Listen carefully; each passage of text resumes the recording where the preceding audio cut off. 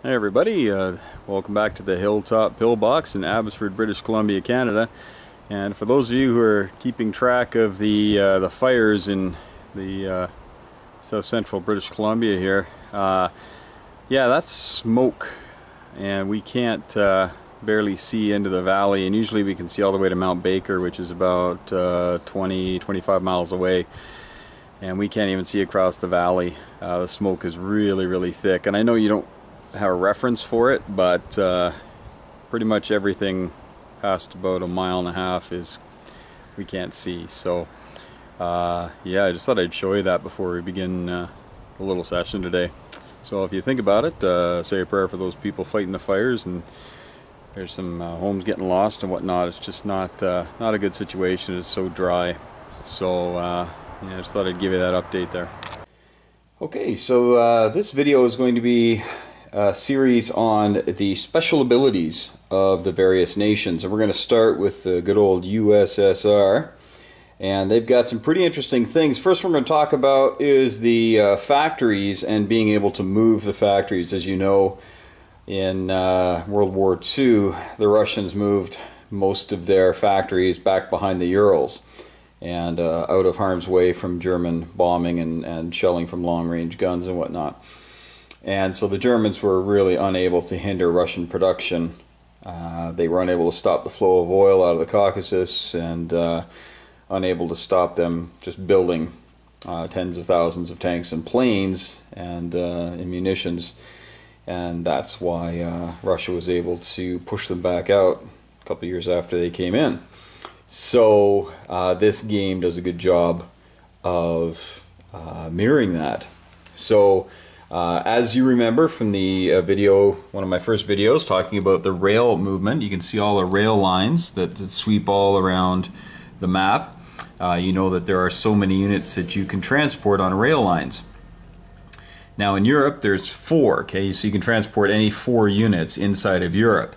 But the Soviet Union didn't have the same ability to have a complex rail net, and so you will get 2 units you can move. So if you want to move a major factory, that counts as 2 of your units. So if we take the major that starts in Moscow in the 1936 setup, you can move it anywhere the railway goes. Okay, anywhere you want to go. So you can send it all the way over here to Vladivostok if you want, just to tick off Hirohito there, you know, if you want to. Okay, but you can just move it again like they did out of the range of the bombers. Now you're saying, Kurt, look at, you're putting it in Orenburg and there's nothing there. Well, factories in this game do not rely on the amount the territory is worth. In fact, that is strictly for economy's sake. Factories pump out the set number of units based on whether they're major or minor. So this major factory, which can be set there, the turn after it's been there, so it has to be stationary for a turn to produce units, of course. So if you move it on turn 1, okay, it gets here at the end of turn 1, then at the end of turn 2, then you can place units there. And they can produce up to 5 units per turn. And remember, you can put multiple factories. Okay, so you do need to get that kind of out of your DNA of, well, if Moscow is worth 4 and it's a capital, you know, I can build up to 10 units there, or if I take it, I can build up to 3 units with a minor or what have you. No, it's all based on the factory itself. All right, so please remember that.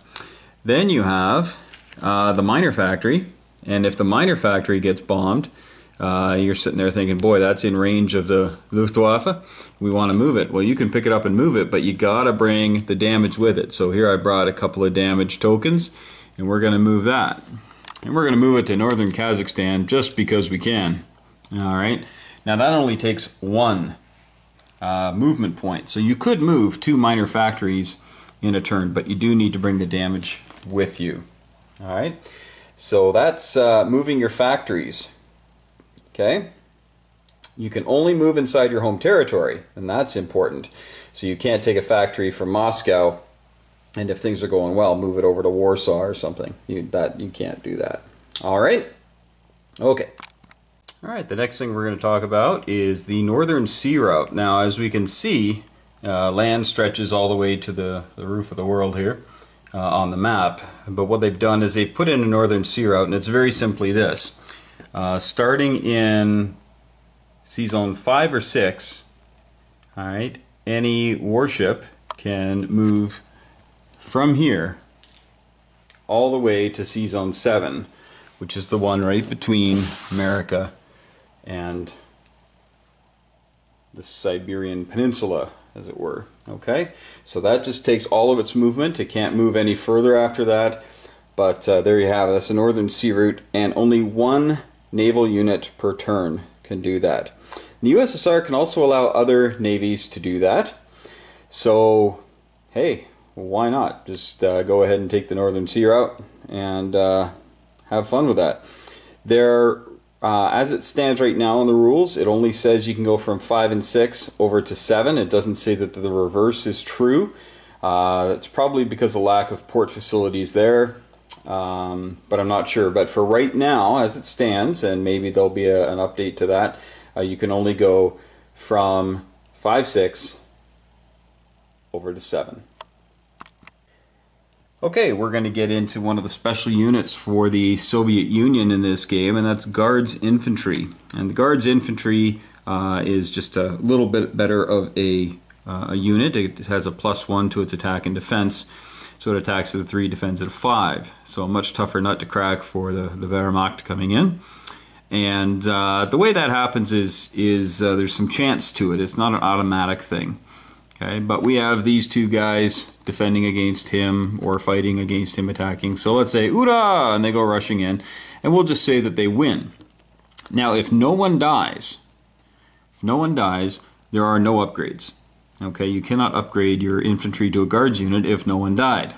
Okay, so we're going to say that one Russian died. Okay, because what you have to do is you count up the amount of land units that died. All right, and then you're going to roll a D12, and if you get a 12, then you get a guards unit. So we'll say that we did, and then there's our guards unit. A little bit of a different sculpt, and the nifty little guards roundel on the bottom there.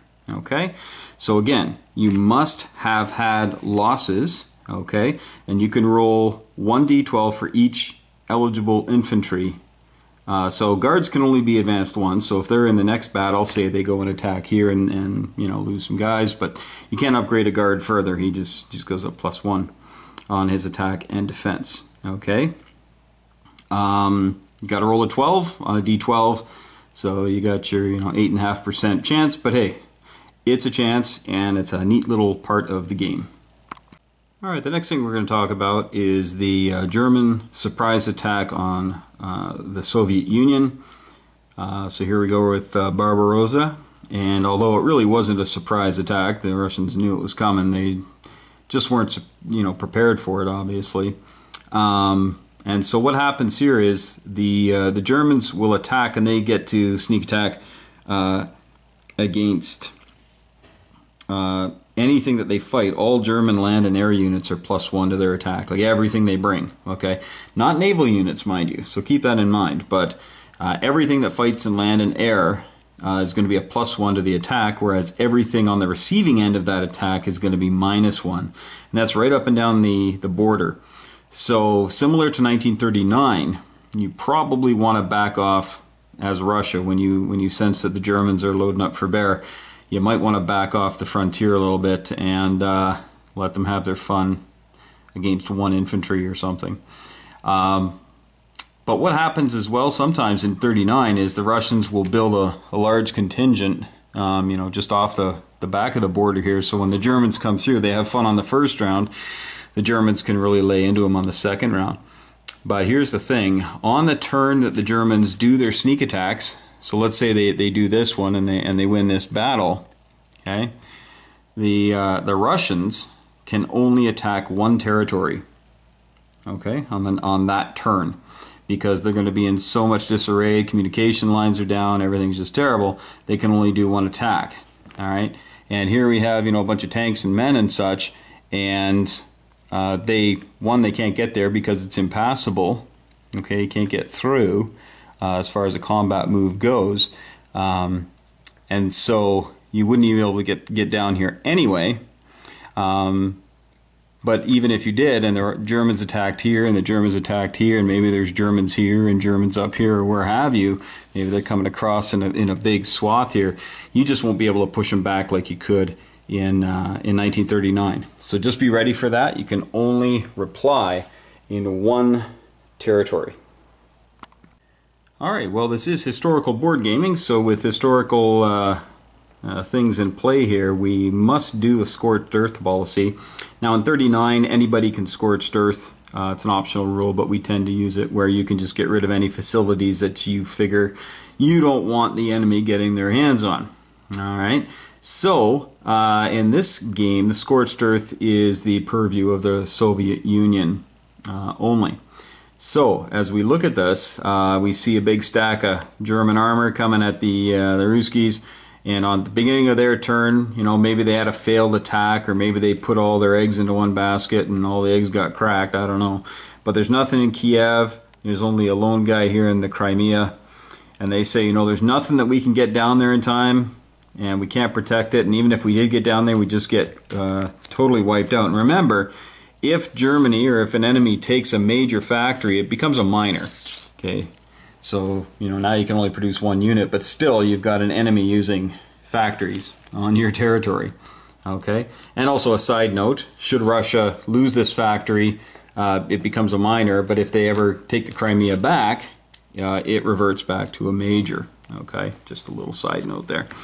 Okay, so here we are. The Germans could go, you know, both ways here and take all this stuff. And on the Russians' turn,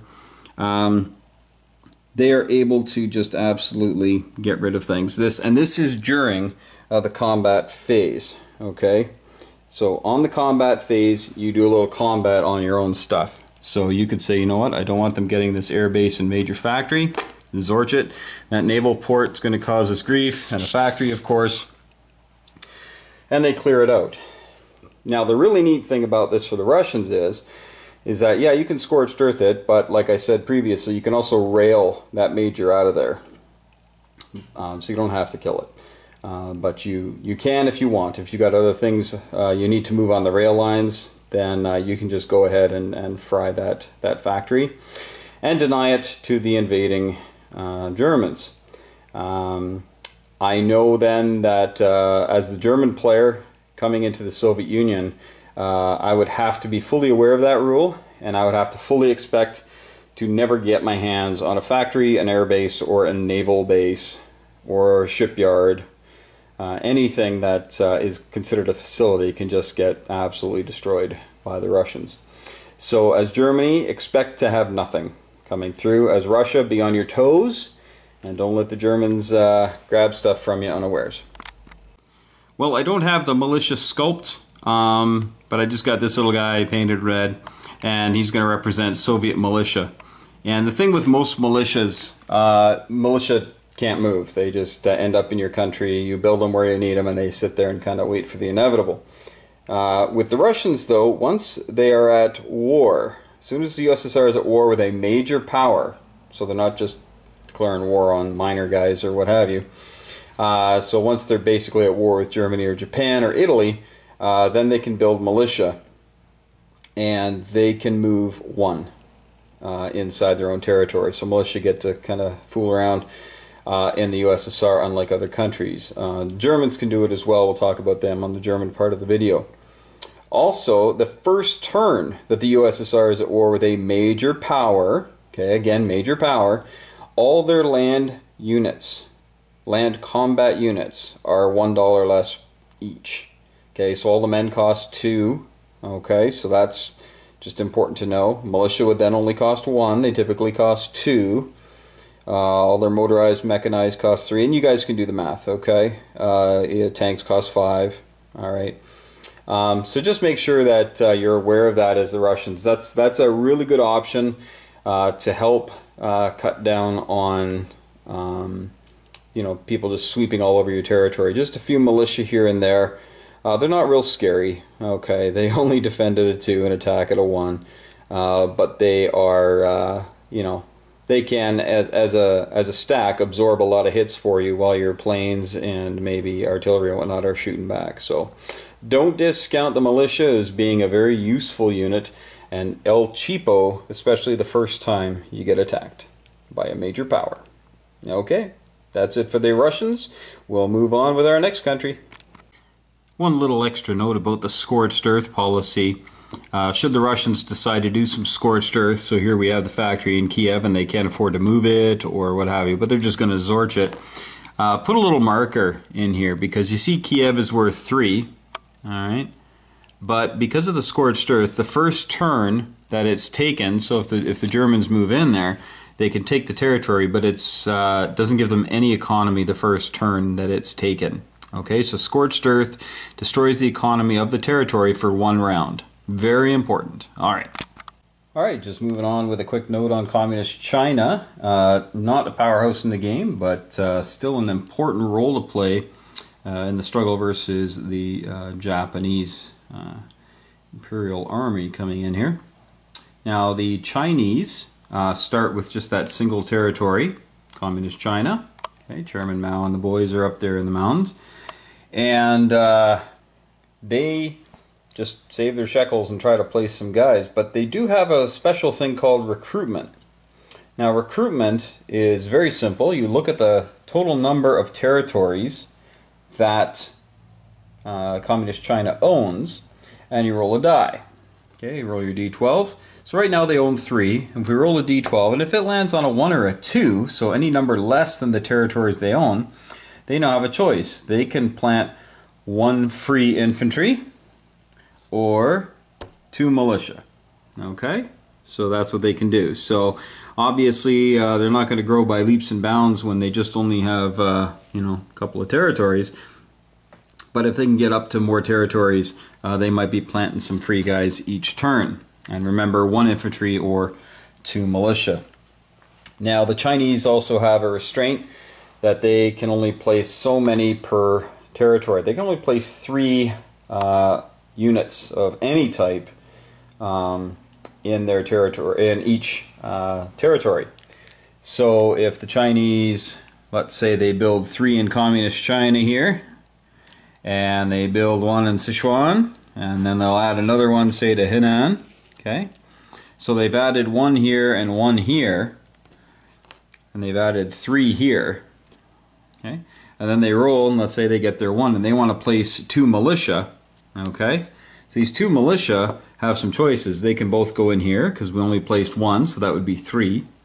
Or they can go into here, because they only placed 1, so that would be 3. You could even split them up, 1 per zone.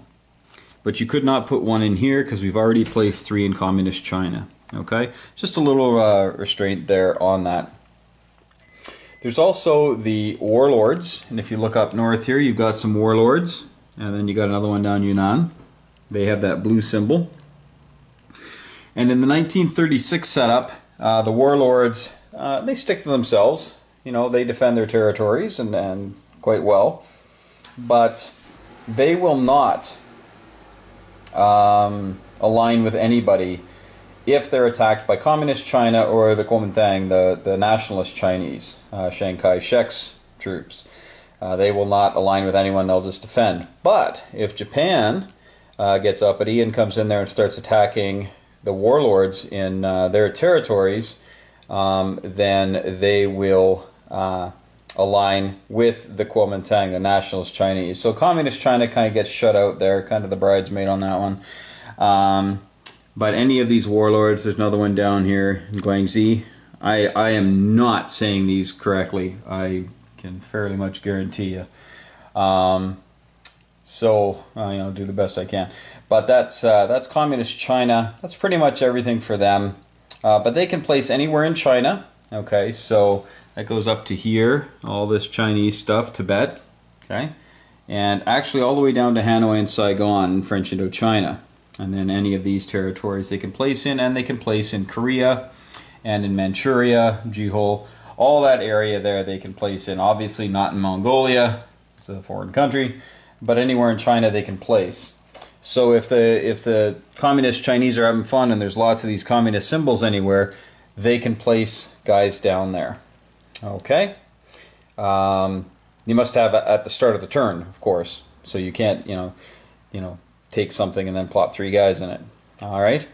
But it's a maximum of 3 units. So you have infantry, you have militia, you have mountain infantry, and cavalry available to the Chinese, and that is that's all that you can possibly to build. All right. A little side note is, if they can get rid of the Kuomintang, get rid of nationalist Chinese troops, like right gone, they're all gone, Communist China can build a factory. And since they are allied with the Soviet Union, there's probably some things they can build there. I didn't see it in the notes here, but they are allowed to build a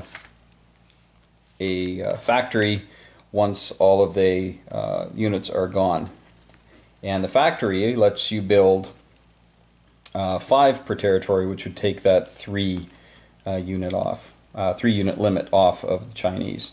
So that's possibly what they can do there. All right, there you go. There is Communist China. Okay, just a few things about America here. They've got a couple of neat things going on for them. So you see we've got a plane on combat air patrol. He's flying here. Now this is before the U.S. are at war with anybody, but they're just flying combat air patrol, I don't know, just for kicks. And the special little gift they have from the game to get them a little involved and maybe make the Germans think twice about sending U-boats over here is that once Britain and Germany are engaged in war, then the U.S. can attack U-boats within 1 sea zone of the U.S. mainland, which is obviously on the coast. Okay, so they can attack any German units that come here. Okay, but the U-boats are the ones they want to get rid of, because obviously there's going to be convoying that's going on possibly down in this area here, and they want to thin out the U-boats before they get into a shooting war. Now remember, U-boats are tough to hit. Subs are really tough to hit in this game, because unless you have a plane on combat air patrol, U-boats can just decline combat. They don't even have to fight. So destroyers don't see subs in this game. You need combat air patrol aircraft to see the sub in order to attack it. And then the sub cannot deny. Now the plane can't shoot at the sub per se, but the destroyer can now move in and hunt the sub. Now the thing with destroyers and subs, the relationship there isn't so much destroyers can see the subs, but the destroyers will negate the first strike special ability of the submarine. So if the U-boat typically would have that, it does not. So it's highly recommended that you send in destroyers when you go to fight subs to cancel that first strike ability. Okay, so that's the neutrality patrol. There you go. You can go ahead and attack those U-boats, but make sure you have a fighter on combat air patrol off your carrier here. Okay, and there you go for that. Now the next thing we're going to talk about is the call to arms, which is pretty simple. When the lower 48 get attacked, either on this side of the board or way over on the other side, then all your infantry are only going to cost 2. All regular infantry, okay, so not your specialized, mountain or marine or what have you, but regular infantry go from 3 to 2 for the first turn after your lower 48 get attacked. Okay, not when you're at war. So if you get attacked in Hawaii or Alaska or the Aleutians, or your navy gets attacked somewhere, or your navy gets attacked right on the coast here, but your land doesn't get attacked, that's not the bonus. It's when they attack your lower 48. Okay, all the 16-year-old boys start rushing up to sign up. Okay, that's what happens there. So a lot cheaper. Okay, Lend-Lease. You can look about Lend-Lease at one of my other videos, but essentially it's when the haves help the have-nots. And so if Great Britain is being strangled out, the Americans can Lend-Lease to Great Britain, and they could do so through the major factory located in Ottawa. Okay, that's our national capital, like Washington, D.C. And for Ottawa, they can receive the Lend-Lease. And the nice thing about this is you're Lend-Leasing and it can't be intercepted. Okay, so it's going to get there no problem. So you say, okay, we're going to Lend-Lease a tank. I have it on the board here. Just pretend it's on the build chart. So it's on the build chart. We're going to build, and at the end of the turn, you can just build it there. Okay, and you have yourself a British tank instead of an American tank. Okay, so a simple Lend-Lease. And you can Lend-Lease dollars, all that kind of thing. So if you Lend-Lease units here, that's great, but it still has to get across probably a pretty hostile Atlantic in order to get to UK and get onto the front lines. But there you have it, you can do that. And the last thing we're going to tell you about is the first turn that you're at war with a major power, all your land combat units cost one less. Okay, so that is sort of in concert with the call to arms. Okay, but whenever, let's say, you get attacked at Pearl Harbor, or maybe you get attacked here, maybe you've built up a navy and the Germans get the drop on you or something, that next turn, all your land combat, so men, all your different types of infantry, cavalry, artillery, and tanks are all going to cost $1 less. Okay, so you save a lot of money that way. Alright, so that's pretty much it for the US of A. Okay, now time for the nationalist Chinese. Excuse me, also called the Kuomintang. And they are very similar to the communist Chinese. Same placement rules, but you can only place in China. All right, you're unable to place elsewhere. So just in China, you cannot place in Korea. Okay, and you cannot place down here in French Indochina. Only in China is where you can place. The Burma Road, which right here is just two territories through the mountains. Ends up in Yunnan, like it does in almost all the iterations of this sort of game. And by July 1938, and it's again very important to hang on to the whatever date you're on. Okay, it's very important to know where you're at and what you can do, what you can build, and where you can go, who you can attack, all that sort of stuff. So July 1938, if they're at war with Japan, the Burma Road comes into effect, and they can be used for Lend-Lease. Okay, from FEC here, Far East Command can send some stuff up to them, and they can buy artillery and boom, anti-aircraft. And if you do get anything, if you do buy or get Lend-Lease and buy artillery and anti-aircraft, it all goes to Yunnan. Okay, so you can't build anti-aircraft out here. You can put it here, and then you can, move it. And if you own all this, you could rail it someplace if you needed to. But it starts here. Okay. There's also a bit of a a fun, well, I'll call it fun unless I'm China and it backfires on me, but a fun little thing. It's called attack weakness. Essentially, if you got these three guys rolling in to attack, and then what you do is you roll 3 dice. And I'm just going to wing it here, and we'll see if I got something worthy to tell you. Oh, look at that. Okay. So I rolled a 1, which is cool. It's a hit. A 3 is a miss. And the 11 is interesting because if you roll a 10 or more, so if these guys here, let's say they were attacking into Guangxi, so the one guy got a hit, another guy got a miss, the other guy rolled an 11, that's 10 or higher, that means he runs away from the battle. So he just takes off. So you have essentially a 25% chance of your infantry just hightailing it out of the combat zone. Okay, so keep that in mind when you're attacking with China. Expect at least 1 out of 4 guys who are attacking to disappear each round. The last thing is the Flying Tigers. January 1940 is when these guys can show up. Okay, so if China can hold on and things are going okay, China, if it's at war with Japan, or sorry, if the U.S. is at war with Japan, China probably is too, the U.S. can Lend-Lease them a fighter. Okay, HP 38 here, and they can Lend-Lease that for $5. Okay, and you can share the cost. So if the state says, look, we really need that money to fight Germany or Japan, and we don't want to give it to China, China can pay the $5 if they have it, or they can split the cost between them any way you want. Okay, now neat thing about this is the Flying Tiger. Okay, so it attacks and defends at a 7 instead of a 6. And the interception is still a 3 though. So if they're coming to bomb you, carpet bomb, or not carpet bomb, pardon me, strategic bomb, then you can intercept as at a 3. Okay, and the rules for the warlords, it's the same as it was in the communist Chinese thing. So if Japan attacks the warlords, they will ally with you. Okay, they will align with you, which can really boost your economy and give you a lot of options as the Kuomintang. And if the communist Chinese play their cards right, they will be able to survive long enough to perhaps be a bit of a thorn in the side later on in the war. Alright, so there we go. That is nationalist China. France.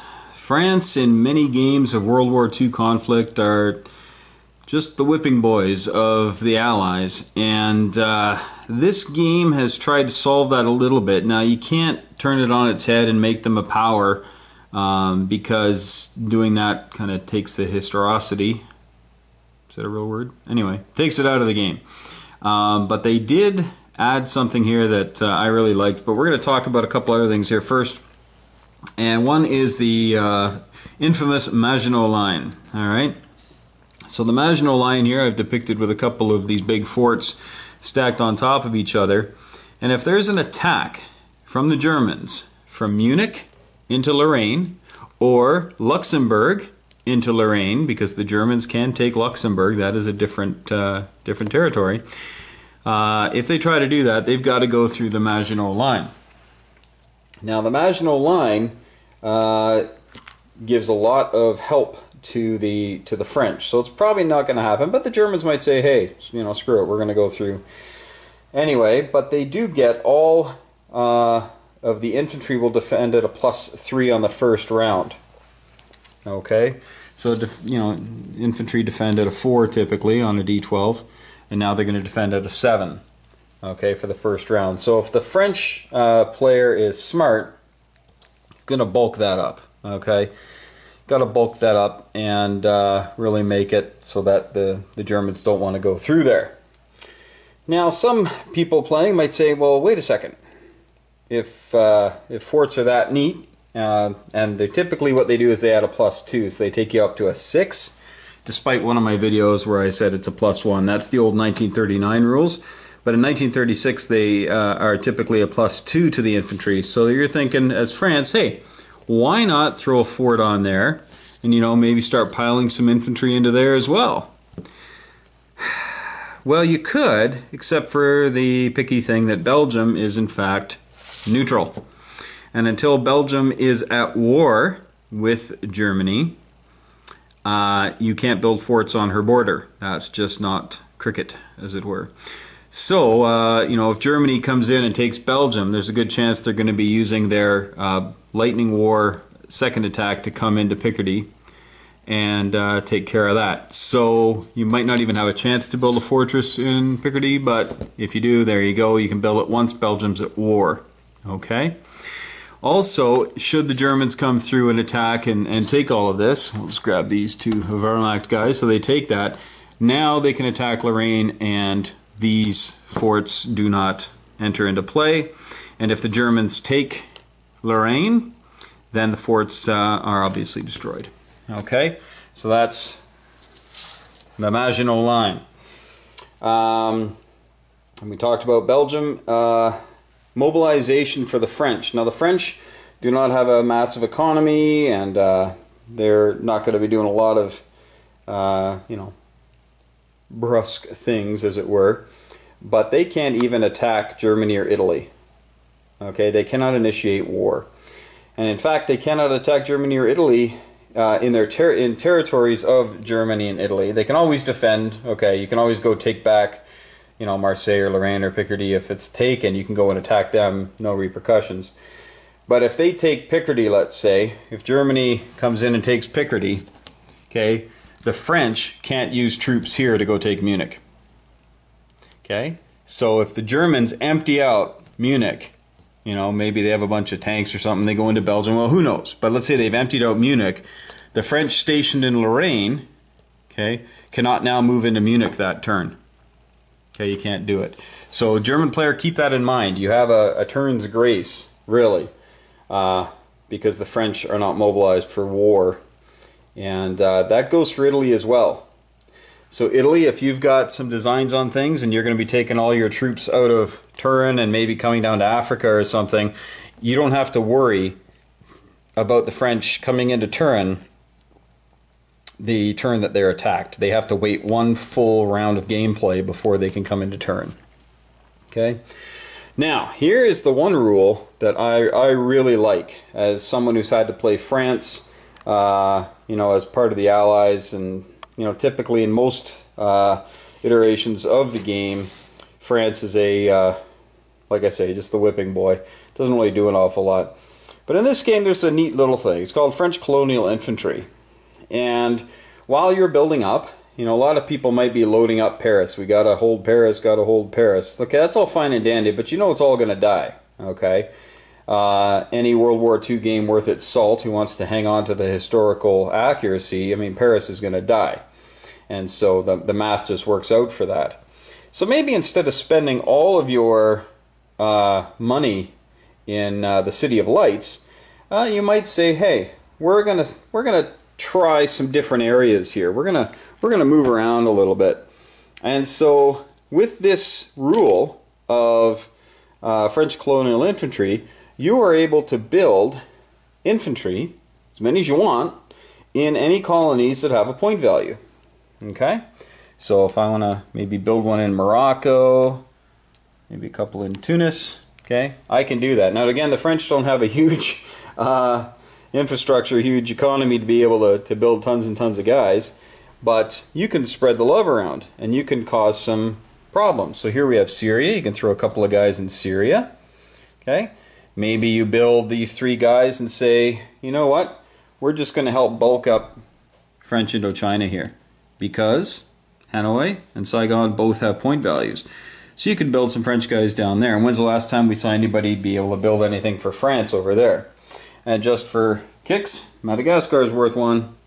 Okay, not sure if you're ever going to build there, but you can if you want. Okay, so as long as the French have money, they can build French colonial infantry anywhere that the French have a territory that is worth something around the world. Okay, and that's pretty much what I showed you. All the other things are worthless. Okay, very cool. I will definitely be utilizing that as a French player. So go ahead, make me be France again. I'll be alright. Okay. Okay, time to talk about the United Kingdom. And it's got a couple of very interesting rules to it. We're going to start over here in Ottawa.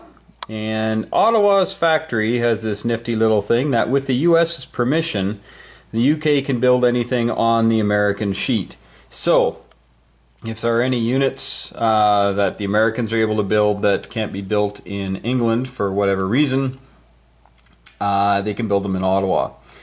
Okay, so that's the very first thing, Canadian factory. There you go. You can also get Lend-Lease there, as I explained during the American video. Now, the other thing about the British here is Britain is an island nation. All right, and as we know, the U-boat threat strangled Britain pretty good in World War II for a few years too. It wasn't just like the Battle of Britain was over, you know, after really after 1940, the winter of 40-41.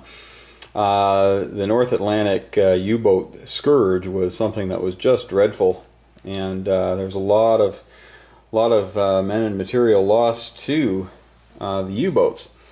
But Britain needed that so badly that we just kept shipping things over. A lot of stuff came over from Halifax here and would come across the North Atlantic, and we developed our convoy systems because of the U-boat threat, and of course our losses began to decline after about 43 into 44 once we learned how to fight the U-boats. Had we not figured that out, Britain would have been even on a tighter noose in order to mount the D-Day landings and to serve any real purpose in the bombing of Europe. So in this game, they have looked at the UK as an island nation, and should Germany and Italy be able to do a particular thing, it really puts the hurt on the UK. And that one particular thing is very difficult for them to do, but not impossible.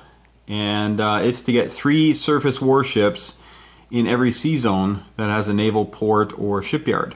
Okay, now this is the 1936 setup for the naval ports and shipyards, and you can see that every zone around the UK has at least one.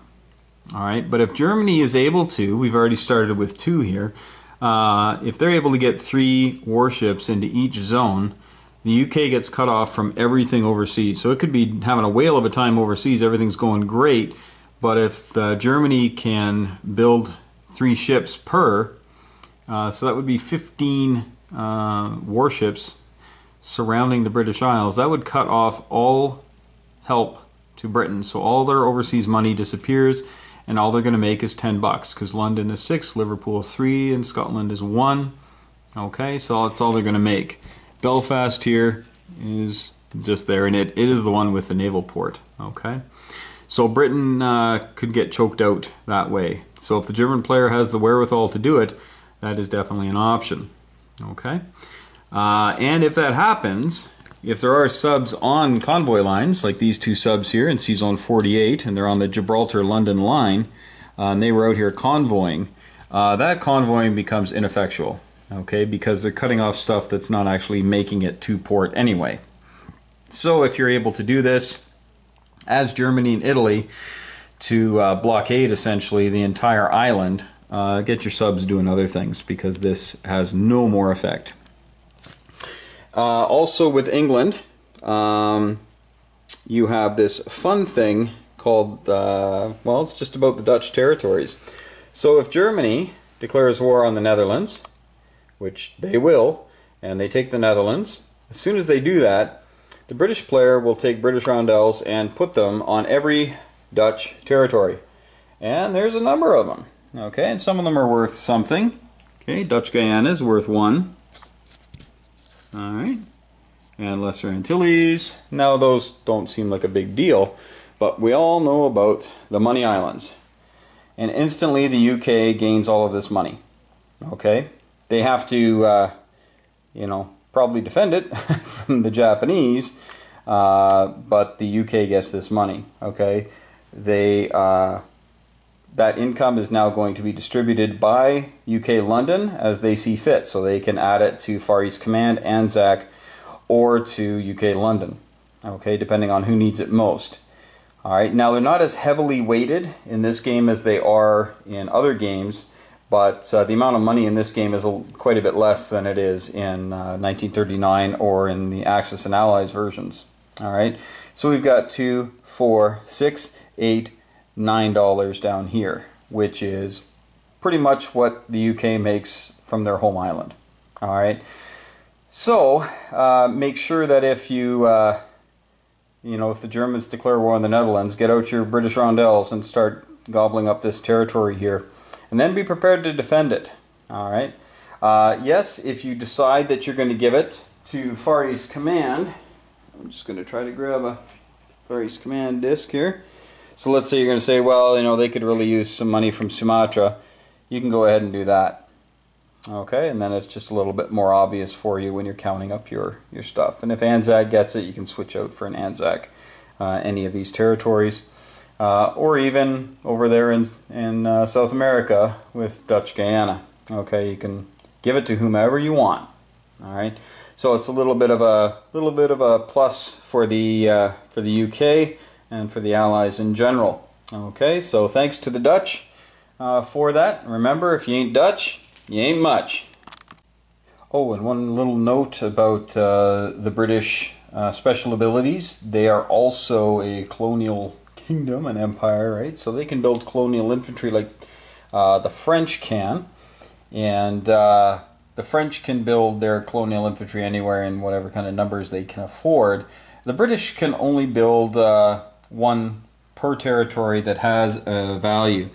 And just to show you where those are, I've placed an infantry in each zone so you can see quickly where those are. Okay, down there, and then up here in the Gold Coast.